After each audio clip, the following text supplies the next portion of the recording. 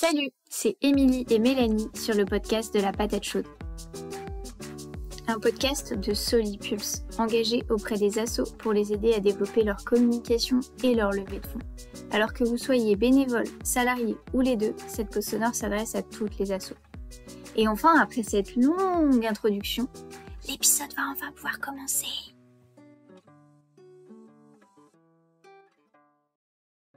On retrouve aujourd'hui Sandrine Goater. Donc vous êtes engagée auprès des associations, vous êtes déjà venue sur le podcast. La dernière fois, on avait parlé générosité du public. Et aujourd'hui, on va s'intéresser au mécénat financier, donc le soutien des entreprises aux associations.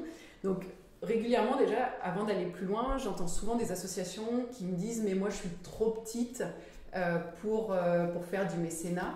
Du coup, est-ce qu'il y a des règles de taille qui s'appliquent aux associations qui souhaitent faire du mécénat ? Bonjour à tous.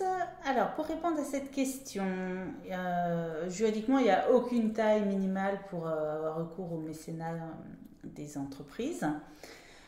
Simplement, il faut quand même être doté, à mon sens, de moyens humains, matériels pour générer et suivre ce type de ressources. Et ensuite, pour être bien sûr d'être éligible aux incitations fiscales mécénat. Donc, ce sont les mêmes en fait pour le mécénat des entreprises que pour le mécénat des particuliers. Donc, on l'a évoqué lors du dernier podcast sur la générosité publique. Donc, tout ce qui est intérêt général, territorialité, etc. Donc voilà, mais il n'y a pas de niveau minimum de ressources. Vous pouvez vous adresser à des grandes ou des petites entreprises, il n'y a pas de souci. Et à partir du moment où une asso travaillerait avec une entreprise sans être en capacité d'émettre des reçus fiscaux, du coup là on ne parle plus de mécénat. Alors, ça reste un don. L'histoire, c'est qu'une entreprise, si elle n'a pas... En fait, depuis 1 an, les entreprises ont l'obligation de produire un reçu fiscal si elles veulent avoir la réduction d'impôt. Il y a encore 1 an, il n'y avait pas d'obligation de donner un reçu fiscal à l'entreprise. Elle prenait la responsabilité d'inscrire directement sur sa liasse fiscale qu'elle avait donnée, etc. Et voilà, il n'y avait pas cette obligation. Maintenant, si l'entreprise veut bénéficier de la réduction d'impôt, il lui faut un reçu fiscal. En gros, si vous lui délivrez pas de reçu fiscal, elle n'aura pas la réduction d'impôt, mais parallèlement, elle ne pourra pas non plus déduire la dépense comme une charge, puisque ce n'est pas une dépense qui est justifiée dans l'intérêt de l'entreprise. Donc, l'entreprise peut avoir une difficulté à traiter ce don hors reçu fiscal. Mais bon, ça après c'est elle qui voit. D'accord, ok. Oui, parce que sinon, le pendant du mécénat, alors c'est pas le pendant, mais ça va être tout ce qui est sponsoring à ce moment-là. Tout à fait. Mais dans ce cas-là, si une entreprise vous verse de l'argent qui n'est pas du mécénat et qui est du sponsoring ou du parrainage, ça veut dire que vous lui rendez un service et qu'elle vous paye ce service. Et que cette somme, en fait, est la rémunération de ce service. Et vous êtes supposé émettre une facture, puisque vous êtes un prestataire pour cette entreprise. Et cette facture va être passée dans la comptabilité de l'entreprise comme une charge, comme n'importe quelle facture, que ce soit électricité, de communication, etc. Et ça va lui diminuer son bénéfice fiscal. Donc là, elle n'est pas perdante non plus, puisqu'elle va avoir moins de bénéfices taxés. Mais pour vous aurez mis une facture et cette ressource va être qualifiée d'activité lucrative. Lesquelles activités lucratives doivent être limitées pour ne pas polluer toute votre situation fiscale. Et en gros, une association, un fonds de dotation ou une fondation ne doit pas réaliser plus de 73 000 € de chiffre d'affaires lucratif.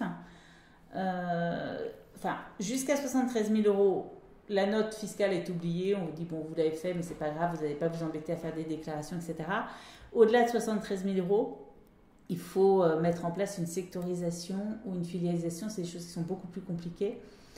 Et en plus, il faut que les activités lucratives soient non seulement non prépondérantes, mais qu'elles n'excèdent pas 30% du chiffre d'affaires global de la structure. Donc voilà, il faut être vigilant sur la multiplication des recettes de parrainage. D'accord, ok. Et je reviens tout à l'heure, on parlait de défiscalisation, de la dimension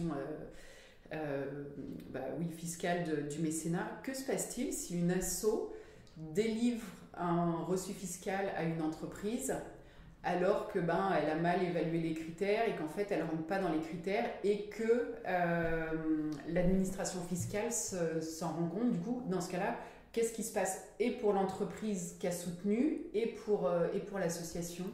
Alors, si l'entreprise est de bonne foi, c'est-à-dire qu'elle n'était pas vraiment au courant que le reçu était irrégulier, il ne va rien se passer. Pour elle, elle peut conserver la réduction d'impôt. D'accord. Voilà. Pour l'association, 2 points. Soit elle a délivré sciemment le reçu fiscal qu'elle savait irrégulier, et à ce moment-là, elle encourt une amende dont le montant va être le taux de la réduction d'impôt. Donc si par exemple c'était le cas d'un reçu fiscal pour une entreprise, la réduction d'impôt était de 60%. En fait, l'association savait parfaitement qu'elle n'avait pas le droit d'émettre le reçu fiscal parce que, elle a rémunéré son président ou voilà. Dans ce cas-là, l'amende va être de 60% du montant du don, donc c'est considérable. Et en plus, le risque, c'est que cette somme peut être considérée si par exemple c'était des activités lucratives. Ça va être une somme qui va être taxée aux impôts commerciaux. Donc il peut y avoir d'autres conséquences en plus au niveau de la taxation aux impôts commerciaux. D'accord. Et si l'association a pas émis sciemment ce reçu fiscal, mais que c'était plus une erreur. Voilà. Là, du coup, que se passe-t-il? Et alors, si elle ne l'a pas fait sciemment, il ne va pas y avoir d'amende pour cette fois. D'accord. Mais il ne faut pas refaire la même erreur parce que... Pas 2 fois. Non, mais c'est ça. Ouais. Ce qu'il faut savoir aussi, c'est que l'administration fiscale a mis en place un nouveau type de contrôle fiscal spécial association et spécial reçus fiscaux. Donc ça fait 2 ans que ça existe. Pour l'instant, c'est pas... Enfin, moi, j'ai pas eu autour de moi de cas de ces contrôles. Mais l'idée est de vérifier que les reçus sont réguliers et que l'organisme remplit bien toutes les conditions d'intérêt général et autres pour émettre les reçus fiscaux. Donc, si elle n'a pas délivré sciemment, il n'y a pas d'amende. En revanche, il peut y avoir, si le reçu est irrégulier parce que les contreparties étaient trop importantes, par exemple, dépasser les 25%, puisque pour les entreprises, on a uniquement le niveau de 25% pour les contreparties. Donc dans ce cas-là, ça devient la recette devient une activité lucrative pour l'association qui doit la soumettre aux impôts commerciaux, et donc si elle dépasse 73 000 €, mettre en place une secto, etc. D'accord, ok. Très clair, merci beaucoup. Du coup, là, on est vraiment rentré tout de suite dans le vif du sujet. Si on fait quelques pas en arrière, une association qui souhaiterait commencer à collaborer avec des entreprises dans le cadre de mécénat, est-ce que vous auriez des conseils ou des risques à éviter pour bien faire ça dans les règles? Par exemple, est-ce qu'il faut l'inscrire dans les statuts? Est-ce qu'il y a des choses comme ça qu'il faut mettre en place au préalable? En fait, je pense que quand on va collecter auprès des entreprises, il faut s'y préparer et bien y réfléchir avant, et notamment réfléchir au niveau de contrepartie qu'on est prêt à accorder à titre de remerciement, puisque les entreprises ont un peu tendance à demander beaucoup. Et il faut absolument garder la maîtrise du niveau de contrepartie et la maîtrise de la nature des contreparties qu'on veut bien accorder. Et notamment, ce qui est très important, c'est de conserver la main sur tout ce qui va être communication autour de l'opération de mécénat et l'utilisation du logo, etc., etc. Ce sont des choses qui, à mon avis, s'anticipent. Si vous avez l'intention aussi de faire des niveaux de contrepartie différents selon les échelles de dons, jusqu'à 1000, on est prêt à donner ça, entre 1000 et 10 000, on donne ça, etc. Faire valider ces grilles de classification et de contrepartie par votre conseil d'administration, c'est très important puisque ça a des conséquences, on a vu, si on dépasse, ça a des conséquences qui peuvent être lourdes. Et donc, c'est de la responsabilité du conseil d'administration de valider ce qui a été préparé par les équipes, en fait. Voilà. Oui, pour s'assurer que c'est conforme et que tout est fait dans les clous. Et du coup, alors ça amène une autre question qui est la question de la formalisation d'un partenariat avec une entreprise. Est-ce qu'on est obligé de mettre en place une convention? Est-ce que c'est simplement une bonne pratique très très fortement recommandée? Voilà, justement parce que ça me fait penser à ça, les dimensions, communication, utilisation de l'image, etc. Oui, tout à fait. Alors en fait, il faut savoir que pour le mécénat comme pour tout, la convention n'est qu'un mode de preuve, mais c'est quand même le mode de preuve le plus efficace pour être sûr qu'on est bien d'accord sur les droits, les obligations des uns et des autres.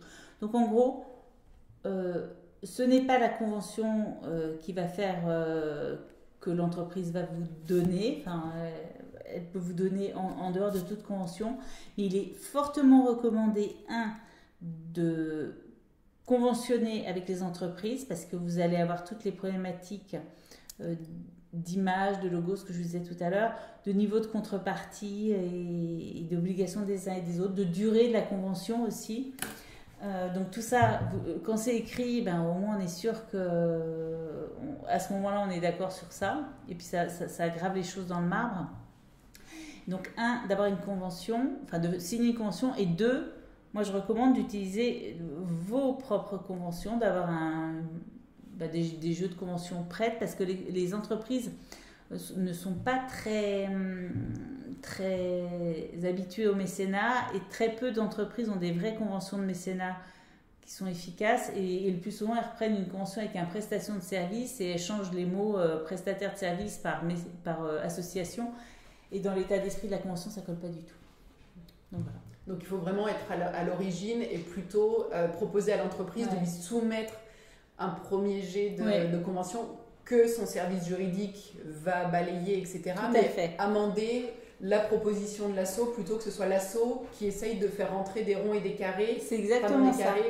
Par rapport à ce qu'aurait pu soumettre l'entreprise. C'est tout à fait ça. Et alors il y a un autre point dont je n'ai pas parlé mais j'aurais dû, dans les choses à réfléchir quand on va faire du mécénat avec les entreprises, c'est les aspects éthiques et déontologiques. Parce que ça c'est vraiment de plus en plus prégnant, et moi je le vois dans plein de dossiers. Il faut pouvoir se sortir aussi de certaines relations avec des entreprises pour X raisons, parce qu'en fait on voit bien qu'il peut y avoir des scandales ou des suspicions, des machins, et c'est extrêmement important de pouvoir se sortir d'une relation de mécénat avec une entreprise qui aurait des problèmes d'image ou autre. Je pense que c'est vraiment des choses qu'il faut prévoir de toute façon.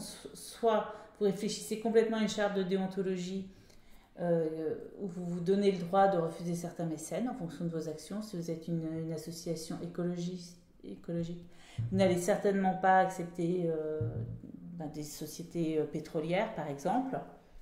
Et vous pouvez l'écrire dans une charte de déontologie. Vous pouvez vous dire que vous refusez un certain type de mécénat, vous ne voulez pas de mécénat nature ou autre. Ça, c'est vraiment... Et en tout cas, c'est une démarche qui est extrêmement importante, même pour structurer votre approche des mécènes, de savoir où vous voulez aller, jusqu'où et ce que vous autorisez, et surtout de faire valider ça une fois de plus par le conseil d'administration, puisque ça a des implications en termes d'image. Et est-ce qu'une asso peut collaborer avec une entreprise en lui imposant de ne pas communiquer sur le partenariat? Est-ce qu'une asso est en capacité de dire à l'entreprise, nous on veut bien travailler avec vous, mais il y a zéro communication dessus, vous en parlez pas, on n'en parle pas? Alors moi juridiquement ça me va très bien. Après il faut le faire accepter par l'entreprise, parce que très souvent c'est quand même ça qui intéresse le plus les entreprises, c'est le retour en matière d'image. Mais c'est quelque chose qui... de toute façon vous pouvez ne rien accorder à l'entreprise, même pas le droit de communiquer. De toute façon à partir du moment où vous ne l'autorisez pas expressément à utiliser votre nom, votre logo, elle n'a pas le droit de le faire. Et à l'inverse, et vice-versa. C'est vrai aussi, l'asso n'a pas le droit d'utiliser le logo, etc. Sur ses documents si elle n'a pas recueilli un accord écrit préalable de l'entreprise. C'est ça. Et d'ailleurs, les logos, il faut les joindre à la convention. On ne va pas les chercher sur le site internet en disant alors c'est quoi le logo de l'entreprise, ils ont oublié de me le donner, ça peut ne pas être le bon, etc.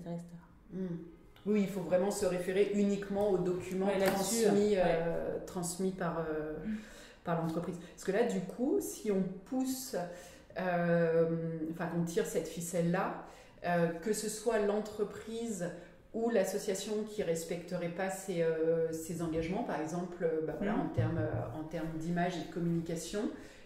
Quelles sont les suites derrière ça? Ça se passe devant les tribunaux? Ouais, alors c'est quand même hyper rare de traîner un mécène devant un tribunal. Hein. Enfin, c'est même pas très recommandé quand même, parce que ça risque de, comme diraient mes enfants, d'échauffer les autres. Mais non, je pense que c'est pas l'idée en fait. Ce qu'il faut, à partir du moment où c'est écrit, c'est déjà de faire interrompre. Et après, on peut menacer d'aller devant les tribunaux, mais aller devant les tribunaux pour ça, ça va vous coûter beaucoup d'argent et vous n'êtes jamais très sûr du résultat au bout du compte. Oui, et ça risque de nuire en plus. En fait, il faut prévoir dans la convention des clauses de règlement amiable. Ça, c'est bien. D'accord, ok. Si on reste toujours dans les aspects formalisation, etc., en termes de reçu fiscal émis par une association pour une entreprise, est-ce qu'il y a des informations indispensables à communiquer par l'association et ou qui doivent être communiquées par l'entreprise à l'association? Enfin voilà, comment ça s'organise tout ça? Alors, le reçu fiscal, il suit forcément un modèle CERFA. Donc, la dernière version, c'est le numéro 16216, étoile 01. Et donc là, il faut, même si vous le mettez à selon votre modèle, votre visuel, etc., il faut bien reprendre toutes les infos qui concernent l'organisme bénéficiaire des dons, et notamment son numéro de sirène, l'entreprise donatrice et notamment son numéro de sirène, tout ça permettant à moyen terme de bien suivre dans les logiciels de l'administration fiscale qui a reçu de l'argent et qui l'a déduit. Et puis le dernier point, c'est tout ce qui est descriptif des dons et versements effectués par l'entreprise. Donc ça, c'est très expliqué. Vous devez le reprendre dans vos modèles, dans les reçus fiscaux. Ensuite, l'association qui a reçu des dons d'entreprise doit leur communiquer.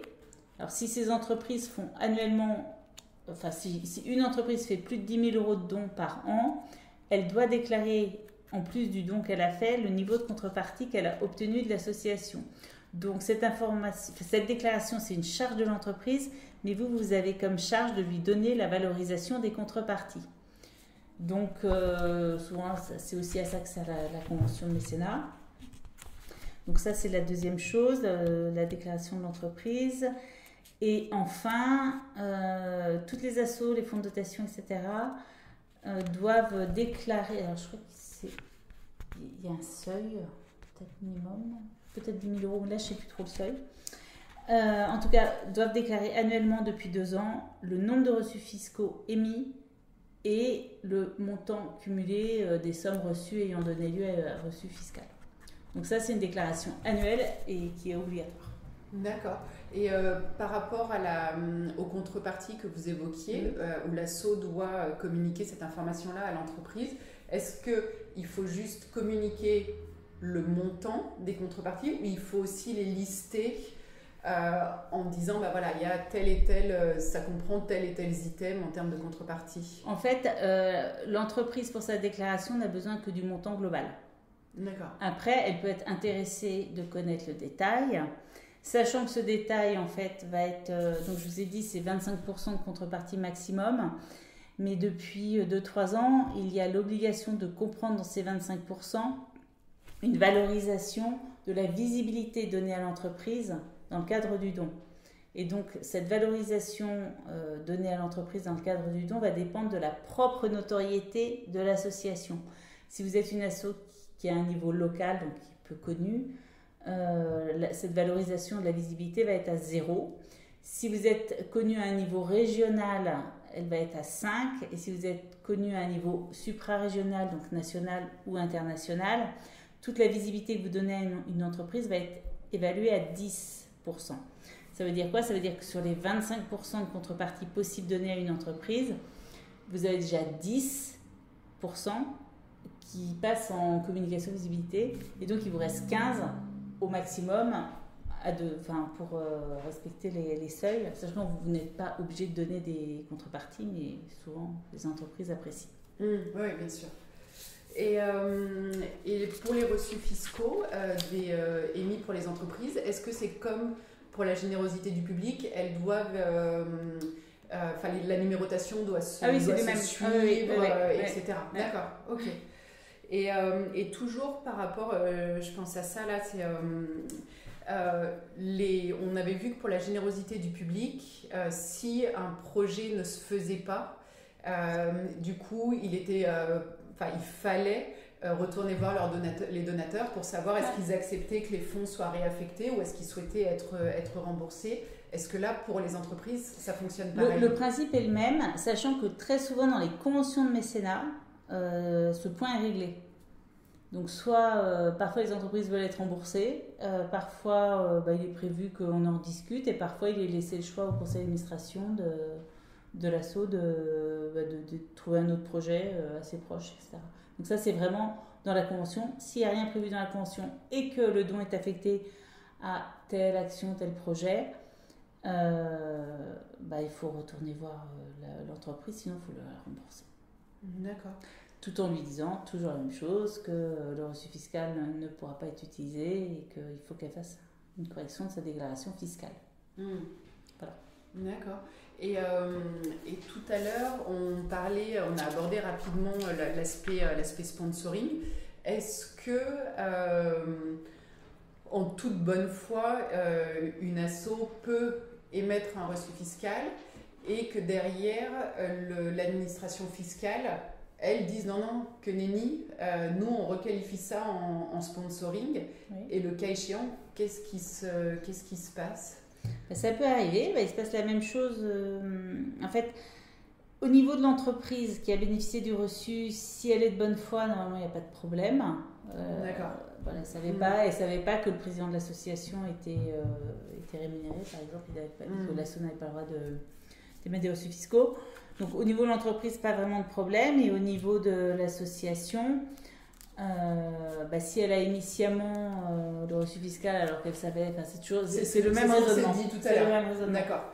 Que ce soit par erreur ou que ce soit une erreur de si c'est par erreur, c'est une fois l'erreur pour ne pas être puni. Et une fois. On part du principe qu'une fois qu'on vous a dit que c'était une erreur, vous en avez conscience, donc vous ne le refaites plus. Et puis, si c'est une problématique de niveau de contrepartie, ça veut dire que ce n'était pas du mécénat. Si l'association a donné trop de contrepartie, c'était une somme qui devait être inscrite à un secteur lucratif et du coup, il y a possiblement des impôts commerciaux. Ok. Et alors, pour terminer, on va être sur une question très, très technique. Donc, la défiscalisation pour les entreprises, c'est à hauteur de 60% du montant du don, dans la limite de 5 pour 1000 du chiffre d'affaires de l'entreprise. Mais du coup, voilà, quand on travaille, on veut collaborer avec des petites, voire très petites entreprises, pour qui 5 pour 1000 du chiffre d'affaires, ça représente rien ou quasiment rien. Ouais.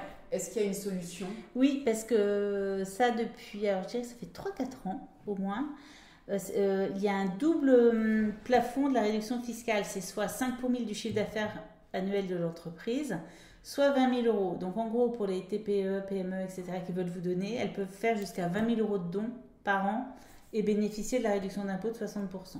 Quel que soit du coup leur chiffre d'affaires. C'est ça. En fait, c'est soit 20 000, plafond de dons maximum, c'est soit 20 000 euros, soit 5 000 euros. Et en tout état de cause, si une entreprise, une TPE, vous donne 30 000 euros une année, elle va pouvoir déduire 30 000 euros sur cette année, elle va prendre 20 000 euros comme base, puisque c'est son maximum, 60% fois 20 000, et les 10 000 euros qu'elle vous aura donné cette année-là, elle pourra les imputer sur l'année suivante, puisque c'est reportable pendant 5 ans, les excédents. Ok.